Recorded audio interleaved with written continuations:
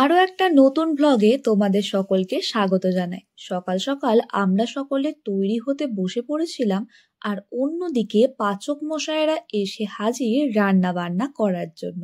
সকাল সকাল এত কিসের তোড়জোড়, তার কারণ জানতে হলে ব্লগটা শেষ পর্যন্ত দেখতে হবে। আমাদেরকে সাজতে দেখে এখানে কুটুরও ইচ্ছে হয় সাজার, তাই তাকে একটু ফলস সাজিয়ে দিই।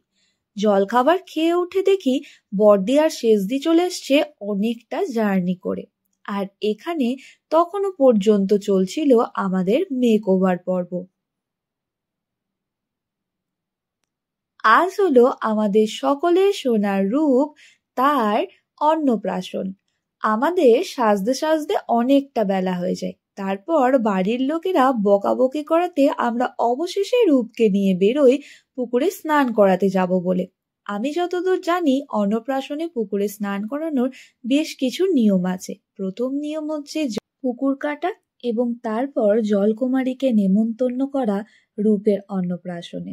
সমস্ত নিয়ম কানুন মিটিয়ে আমরা রূপকে নিয়ে চলে যাই বাড়ি। প্রথমে গিয়েই ওকে পরিয়ে নেওয়া হয় আলতা, আর রূপ ভীষণ চুপচাপ।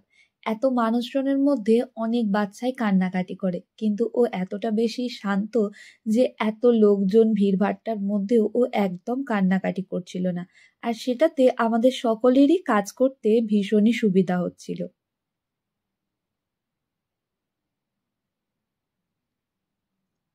এই ছোট্ট ছোট্ট পাঞ্জাবিটা আমাদের পরে ফেলে আমাদের রূপ, আর আমাদের ছোট্ট বরমশাইটি একদম তৈরি তার জীবনের প্রথম ভাত খাবে বলে।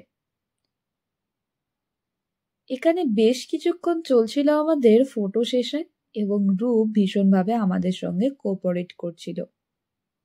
এবার তাকে চন্দন পরিয়ে তৈরি করা হয়, আর ওদিকে থালাটাও রেডি করা হচ্ছিল।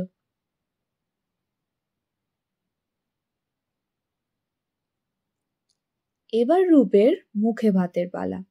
একে একে সমস্ত পদগুলো আমরা সাজিয়ে ফেলি, আর থালাটাকে আরেকটু সুন্দর দেখানোর জন্য ফুল দিয়ে ডেকোরেশন করে দেওয়া হয়।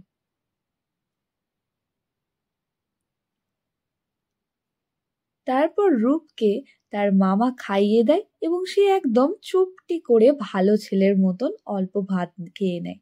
আর মামাকে খাওয়াতে দেখে এবং এত শান্ত নাতিটিকে দেখে দুই দাদু তাকে খাওয়ানোর ইচ্ছাকে সামলাতে পারে না, তাই পরপর তারাও রূপকে খাইয়ে নেয়।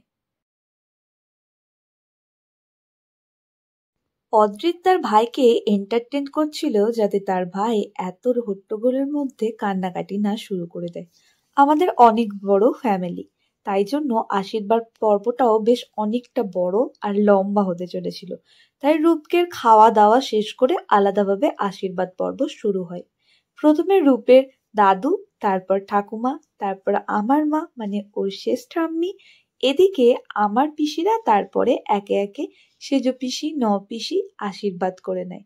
তবে এদের আশীর্বাদ করতে দেখে হঠাৎ করে কুটুর আবার ইচ্ছে হয় আশীর্বাদ করার, তাই সে আশীর্বাদ করতে থাকে।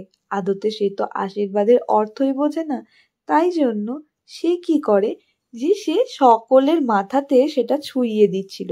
আসলে ও ভাবছিল যে এটা হয়তো ফুল ছোঁয়ানো হচ্ছে।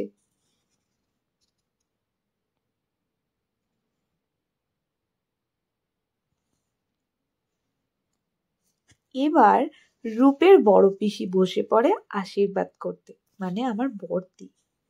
বড়দির আশীর্বাদ করা শেষ হয়ে গেলে এর পরের পালা ছিল মেজদির, মানে এবার সব রূপের পিসিদের পালা।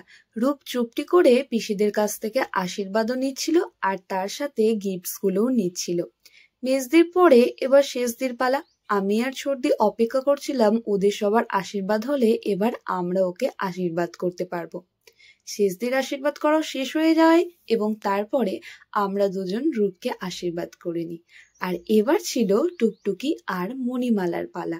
ওরা রূপের জন্য খুব সুন্দর একটা ইউনিক গিফট নিয়ে এসেছিল, আর সেটা হলো মাটির থালা বাসন আর পাঞ্জাবির ওপর কাস্টমাইজ ডিজাইন, যেটা মণিমালার নিজের হাতের বানানো। আর সেটা দেখার জন্য আমরা সবাই এক্সাইটেড ছিলাম, কিন্তু সেদিন জানি না রূপ সেগুলো দেখে ভীষণ হাসছিল, হয়তো অজান্তেই ওর ভীষণ ভালো লেগে গেছিল। আর আশীর্বাদ পর্ব শেষ হয় দাদা ভাইয়ের আশীর্বাদ দিয়ে।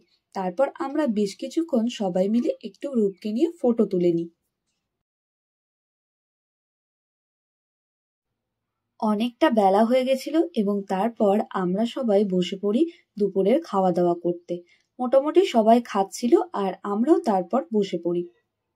এখানে ছিল আজকের মেনুগুলো।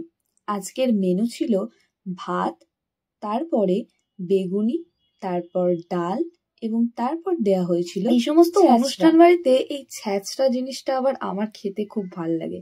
তারপর ছিল পটল আলু চিংড়ি, তারপরে মাছ, তারপর চাটনি এবং চাটনির পরে ছিল পাঁপড়। আমার চাটনি দিয়ে পাঁপড় খেতে দারুণ লাগে।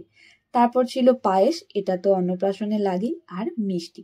আর এইভাবেই শেষ হয় আমাদের সমস্ত মেনু। আর তারপর আমরা সবাই একে একে খাওয়া দাওয়াটা কমপ্লিট করি। আর এখানে বড়দি আর মেজদি দাঁড়িয়ে ছিল কখন ওদের খাওয়া শেষ হবে আর ওরা যেতে পারবে একটু ফটো তুলতে। মেজদি আর বড়দিকে দিয়ে শুরু হয় আমাদের ফটো সেশন পর্ব। আমরা 5 বোন যখন একসঙ্গে থাকি তখন আমাদের ছবি তোলার আর কোনো শেষ হয় না। মানুষ বিরক্ত হয়ে যায়, সূর্য পাটে চলে যায়, তবু আমাদের ফটো সেশন আর শেষ হয় না। তার সঙ্গে আমরা ভীষণ মজাও করি। টোপরটা নিয়ে এসে এখনকার সময়ে যে ফটোশুট গুলো হয় সেটাও করে নেয়। আর তারপরে রাত্রি নামে, আর রাত্রিবেলায় বাচ্চাগুলো এখানে খেতে বসেছিল। আর এখানে মেজদি আর শেষদি গল্প করতে করতে কুটুকে খাইয়েও দেয়। আর আমাদের সব থেকে ছোট বাচ্চাটা তার বড় পিপির আদর খায়।